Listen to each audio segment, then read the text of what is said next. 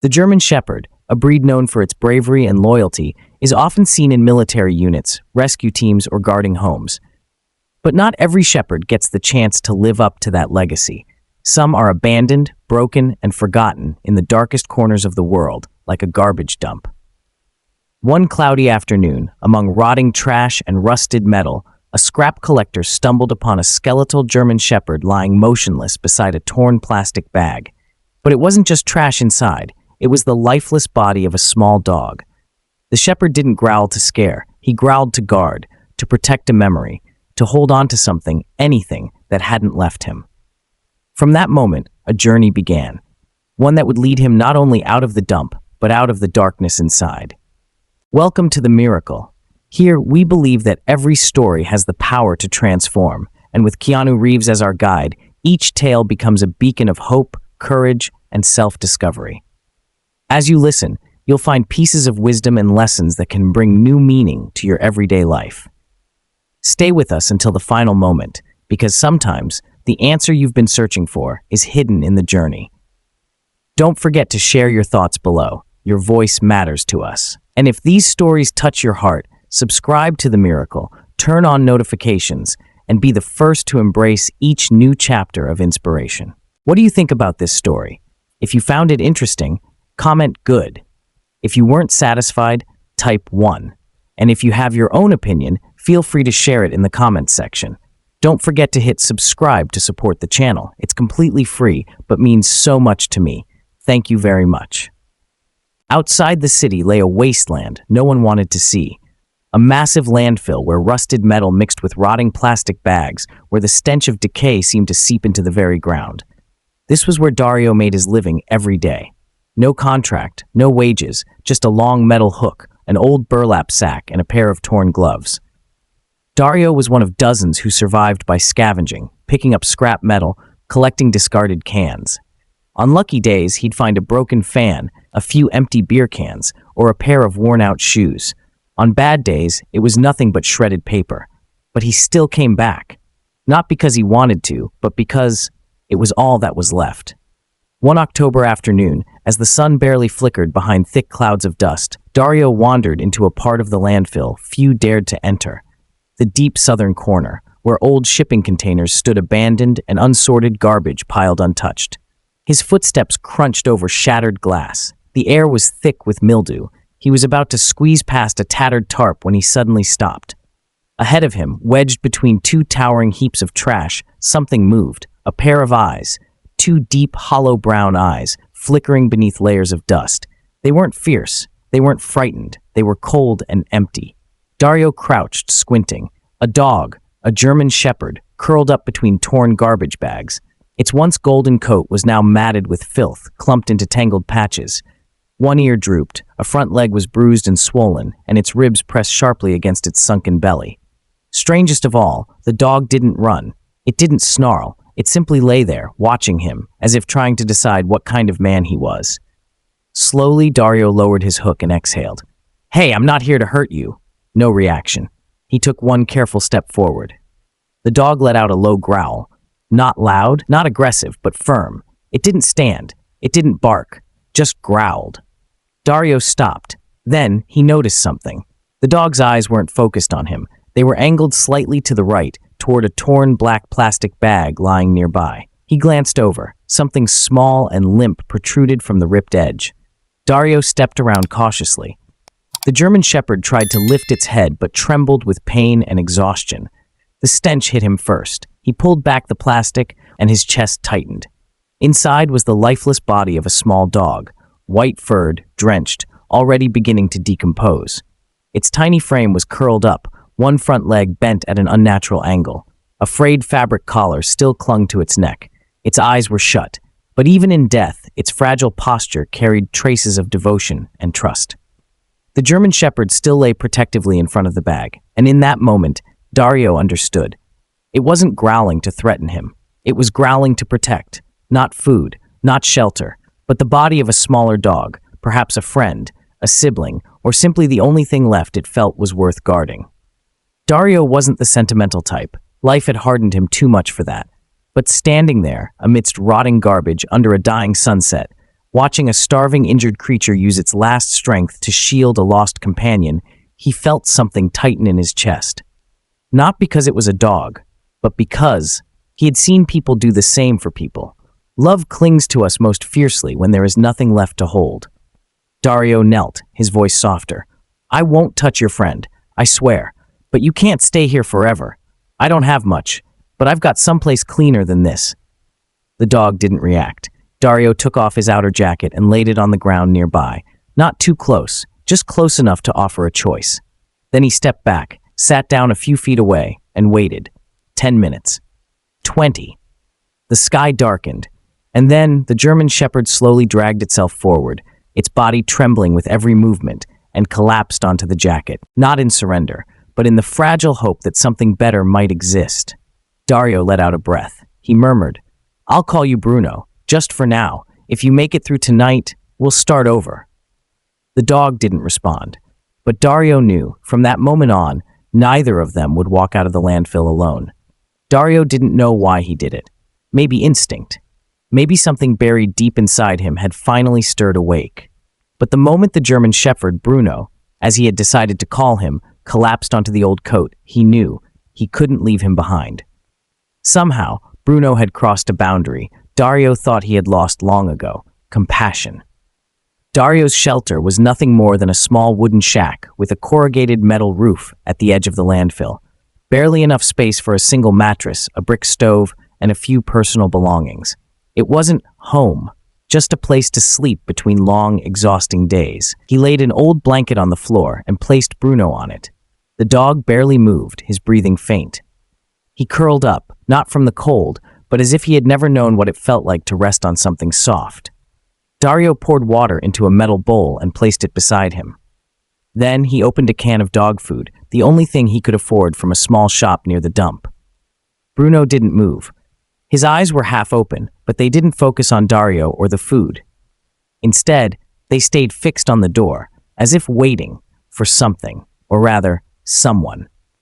When Dario took Bruno away from the landfill, he couldn't bring himself to leave the small dog's body behind. It was just a corpse, foul-smelling, limp, already breaking down. But there was something about the way Bruno had protected it that made walking away feel wrong. So he wrapped it in a clean sack, tied it shut, and left it under the shack's overhang. The stench was overwhelming, making Dario wince every time he passed by. But Bruno would drag himself toward the doorway, his gaze locked onto that spot. One night, when Dario stepped outside to fetch water, he heard it, a soft, broken howl. Barely a sound, more like a breath that didn't quite make it. But in that single note was a grief beyond words. The next morning, the sky was gray, and light rain drizzled over the landfill. Dario pulled on his raincoat and dug a small grave behind the shack, where the soil was soft and free of rocks. No ceremony, no box, no name. Just an old cloth, a smooth white stone he had found by the river, and a quiet murmur. I don't know your name, but at least you're not in the trash anymore. Bruno didn't come outside, but when Dario drove the shovel into the earth one last time, the dog howled, clear and long, a final goodbye to the only friend he had ever known. Dario stood still for a long time. He didn't know what that small dog had been to Bruno, a sibling, a companion, just another stray. Or maybe the last thing in this world that made him feel like he belonged. That night, Bruno didn't eat, didn't sleep, didn't howl, didn't bark. He just lay there, head turned toward the door, staring at the empty space where the body had once been. Dario set down a bowl of water and some rice with bits of meat. Then he sat on his bed. He didn't speak, didn't push, didn't pity, because he too had lived through nights like this. Nights when grief had no shape but weighed in his chest like a stone. Nights when people left, without warning, without goodbyes. Nights when he woke up, fingers curled around something, only to realize he was holding nothing at all. Bruno didn't need words. He just needed someone there. 3 days passed. Bruno never left his corner. But he kept watching Dario, not with wariness, but with the eyes of something uncertain whether to trust or to leave. Dario got used to it. He still scavenged during the day, boiled water at night, set out food, cleaned up the space, never touched Bruno, never forced him outside. You think I don't know what I'm doing? I studied gardening in Scottsdale. Not everyone understands how nature works. I nodded politely. I just wanted to mention it, since it's affecting the area around it. Karen scoffed. Or maybe you're just jealous because my garden looks better than yours. I left. Not angry, not upset, just understanding something clearly. When someone doesn't respect boundaries, whether it's land or basic decency, you make those boundaries even clearer. In the days after Karen brought her entire garden indoors, the whole neighborhood started to feel strange. Her yard was less of a backyard and more of an eco-reserve. Vines tangled over the fence, low shrubs competed for space beneath taller trees, and the ground was blanketed in moss, fallen leaves, and organic compost that Karen mixed herself. And before long, nature started to respond. First, it was the butterflies. White butterflies, brown ones, even large black and orange ones. They fluttered around the lavender, rosemary, and wild daisies that Karen had planted along her walkway. Some afternoons, even from inside my house, I could see a few landing on the edge of my porch, perching on my potted succulents. Karen, of course, was thrilled. She flooded the neighborhood group with butterfly photos, captioned with things like, "Nature will come if you know how to listen." Not everyone attracts butterflies. Some people just attract pesticides. The comment section was quiet. A few people politely agreed. Most just ignored her. As for me, I looked at the butterflies and saw something else. I saw eggs. I saw caterpillars. I saw tiny risks landing on each leaf. A few days later, while checking my small vegetable patch, I noticed tiny holes along the leaf edges, the kind that newly hatched caterpillars leave behind when they bite into the softest parts. Looking past the fence into Karen's yard, I spotted thin silk threads stretched between her lower branches, and faint green specks. Caterpillars, crawling. But Karen either didn't notice, or she knew and simply didn't care. The next morning, I was trimming my plants when I heard her voice from her yard. "Look at that, a whole flock of butterflies this morning. That's because this garden carries healing energy." I glanced over. Karen stood in the middle of her yard, arms spread wide, wearing a long floral maxi dress and a wide-brimmed hat. She was recording herself, talking non-stop about meditation in a homegrown forest. A butterfly landed on her sleeve. Karen lifted her arm, bringing it close to her face, smiling as if nature had just crowned her queen. I didn't argue, but I knew one thing for sure. A butterfly today meant a swarm of hungry caterpillars next week. A few days later, the ants arrived, at first just a few near the fence. Then, they formed trails, marching straight from Karen's yard into mine. I sprinkled lime powder, sprayed light insect repellent, kept my yard spotless. Karen, on the other hand, was delighted. "See? Even the ants are choosing my garden. That means something, you know." I nodded and said nothing. The signs kept stacking up. One day, I spotted a small beehive starting to form under Karen's porch roof. Another afternoon, a beetle flew into my kitchen, one I'd never seen before in our area. Early one morning, I watered my lavender and saw caterpillars crawling at the base of the plants, pushing up soil into tiny mounds. Then one evening, Karen let out a loud scream and then laughed it off like nothing happened. I started hearing a familiar hum, the soft buzzing of insects breeding. It wasn't loud, but it was enough for me to lock my windows at night, seal the door gaps with insect-proof tape. Karen, meanwhile, she left her doors open, soaked her garden with water, hung more flower baskets outside, and paraded through her yard like a goddess of greenery. I still remember one morning. I was sweeping my patio when Karen called from over the fence. What do you think about this story? If you found it interesting, comment good. If you weren't satisfied, type 1. And if you have your own opinion, feel free to share it in the comments section. Don't forget to hit subscribe to support the channel. It's completely free, but means so much to me. Thank you very much. But this time, Bruno didn't go there. He hesitated in the middle of the room. Then, slowly, he stepped toward Dario's bed. Dario sat down without a word. Bruno circled once, then lay down, close, not resting his head on Dario's leg, not leaning in, just close, quiet, but unmistakable. Dario smiled slightly. I get it. That night, for the first time, when Dario reached his hand to the floor, Bruno didn't just touch it. He rested his full weight on it, his heavy, warm head, breathing slow, eyes closed. No fear, no tension. Dario didn't move his hand away. He stared up at the dark ceiling of the shack and murmured, whether to Bruno or himself, he wasn't sure. "The wounds aren't on your skin, and I won't try to heal them with words. I'll do it. just by staying. Bruno didn't answer, but his slow, steady breathing said everything that mattered. Mornings in the junkyard always began the same way, the creaking of the old metal fan and the soft clacking of Dario's plastic sandals. But today, there was a new sound, the quiet tap of Bruno's claws against the cement floor. Not fast, not strong, but steady. Bruno still walked with a slight limp in his front leg, but he no longer spent his days curled up in the corner. Each time Dario opened the door, Bruno would step out onto the porch, lift his head, and take in the wind, almost as if checking whether the world had changed. Dario never rushed him. Every afternoon, they would walk, around the junkyard, through the alley of scrap collectors, and back again. No training, no purpose. Just walking, to live rather than simply exist. One early November day, Dario decided to take a longer route, heading south, back to the place where he had first found Bruno, not as a test, just because it had been a long time. Bruno walked beside him, head held high, tail low, but no longer twitching with unease.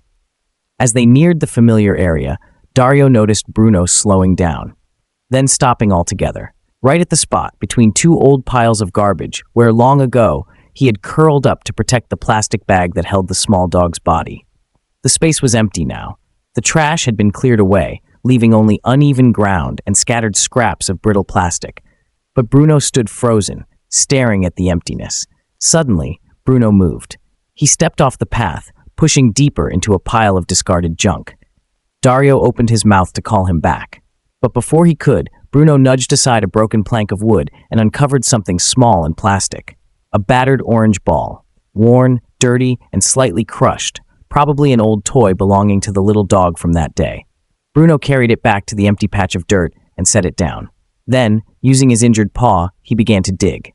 Not deep, not rushed. When the hole was just big enough, Bruno placed the ball inside and gently covered it again with his muzzle, like a quiet burial, like laying a final memory to rest. Dario stood still, watching. He didn't know if the toy had once been Bruno's, or if it had belonged to the small dog.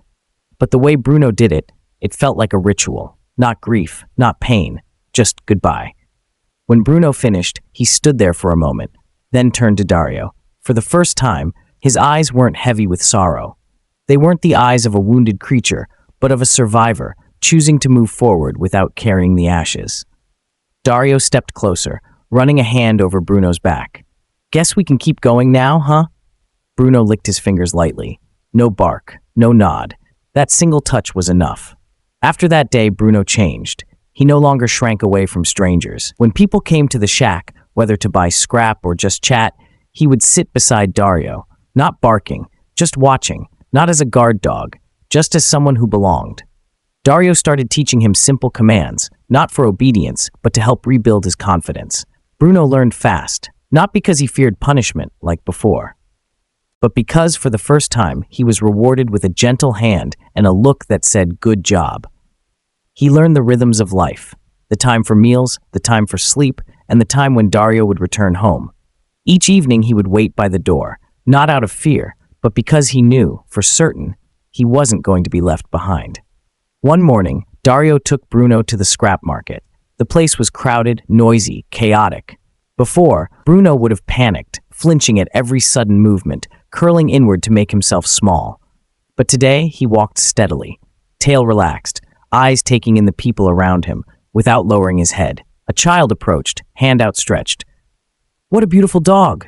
Bruno paused, looked at Dario. Dario nodded. Bruno stepped forward and gently touched his nose to the child's fingers.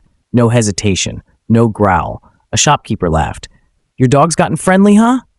Dario simply smiled, stroking Bruno's head. Because he finally knows he's loved.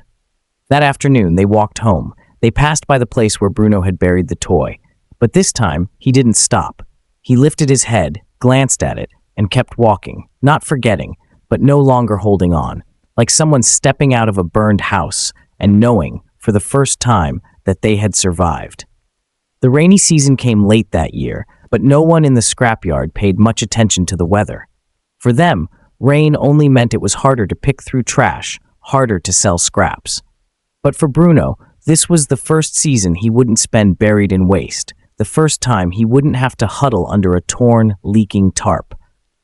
He lay on the porch of Dario's shack, his body filled out again, his coat sleek, his eyes much brighter than on the day they first met. Each time the wind picked up, Bruno would simply tuck his legs in, curling into the wool blanket Dario had gotten from a nearby church. No more shivering from the cold. No more panic at the sound of thunder. Maybe, for the first time in years, Bruno understood what it meant to feel safe. Dario still lived in the same run-down shack, still combed through garbage every day to survive. But he was no longer alone. Since Bruno came into his life, Dario ate on time, came home on time, and, without even thinking about it, began taking better care of himself too. Each morning, Bruno sat by the door, watching as Dario lit the stove. When Dario cleaned up, Bruno would grab the broom in his mouth and drag it across the yard, as if lending a hand. And every night, when Dario finished washing up, Bruno would rest his head on his leg, breathing softly, as if to say, "We're still here." Sometimes, Dario would watch Bruno sleep and feel an unfamiliar stillness inside himself. He once thought his life would slip by unnoticed, lost between piles of trash. No name, no trace. But after saving Bruno, he realized every life, no matter where it comes from, has value. One Sunday morning, a young couple pulled over near the scrapyard, asking about the man who saved the shepherd from the trash heap. Word had spread after Dr. Molina shared their story online. Dario hesitated before stepping forward. But Bruno walked toward them, calm, steady. The woman knelt, unzipped a fabric bag, and pulled out a soft leather collar. Engraved on it were the words, "Bruno, the one who stayed." She smiled gently. "We made this with a small fund from our animal rescue group. It's not much, but we thought he deserved to be recognized." Dario took it, tracing the engraved letters with his fingers. His eyes shone, though he said nothing. That night, for the first time, Bruno wore his new collar. Dario sat beside him, reading each letter slowly before whispering, "You don't have to run anymore, Bruno. From now on, you have a name and a home." Over time, Bruno became a familiar presence in the scrapyard. People called him the Silent Guardian. Whenever strangers entered the area, Bruno would sit close to Dario, never barking, but watching. His eyes alone were enough to make anyone think twice. But with children, Bruno was different. He let them pet his back, hug his neck, even tug his tail without a single growl. Maybe because he knew violence never came from small hands. Once a little girl tripped near the shack, stumbling toward a pile of broken glass. Bruno was there before Dario could move, blocking her with his body. Dario rushed over, but for the first time he felt no fear. He knew Bruno would never harm anyone, and he would never let anyone be harmed. One rainy night, Dario lay on his cot, reading by the dim glow of an oil lamp. Bruno curled beside him, resting his head on Dario's leg, just like always. Outside, the rain pattered gently against the tin roof. Not heavy, not stormy, just soft enough to quiet the world. Dario ran a hand over Bruno's head, murmuring, "Funny, huh? The one who once growled over a friend's body in the trash now keeps watch over my sleep." Bruno didn't stir, didn't need to, because Dario already understood. Bruno had forgiven the world, and, finally, he had forgiven himself. At sunrise, the sky burned with streaks of amber. Dario folded his blanket, nudging Bruno lightly. "Come on, let's go for a walk." Bruno yawned, stretched, and stepped close beside him. They left the shack, walking down the damp dirt road, past the piles of scrap still glistening with rain. Neither of them looked back. No need to, because ahead of them was a brand new day.